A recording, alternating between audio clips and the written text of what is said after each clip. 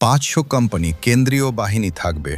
Vote পরবর্তী হিংসা, সন্ত্রাস, খুন, জখম, লুট, তছরূপ যাতে করতে না পারে দুষ্কৃতীরা, তার জন্য কঠোর ব্যবস্থা দ্রুত সম্ভব নেওয়া যায়। নির্বাচন কমিশন সব রকম ব্যবস্থা গ্রহণ করবে।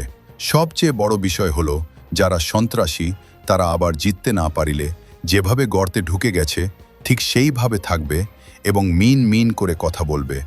সাধারণ মানুষের রায় শাসক দলের বিরুদ্ধে গেলে দেখবেন যারা লক্ষাধিক টাকা দিয়ে পঞ্চায়েত, পৌরসভার টিকিট প্রার্থী হয়েছিল তারা আর ভোটে দাঁড়াতে চাইবে না।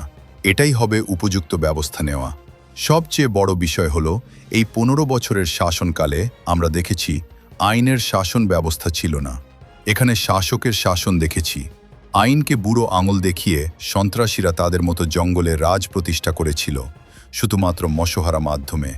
শাসক দলের উপর মহল একবারের জন্য দেখত না নিচের মানুষগুলো বেঁচে আছে না মরে গেল। তাদের জমি, জায়গা, সম্পত্তি, ব্যবসা, বাণিজ্য, চাকরি সব কিছু উপরে আঘাত নেমে আসত। সেই সবের শেষ হচ্ছে ধীরে ধীরে, আরও ধীরে।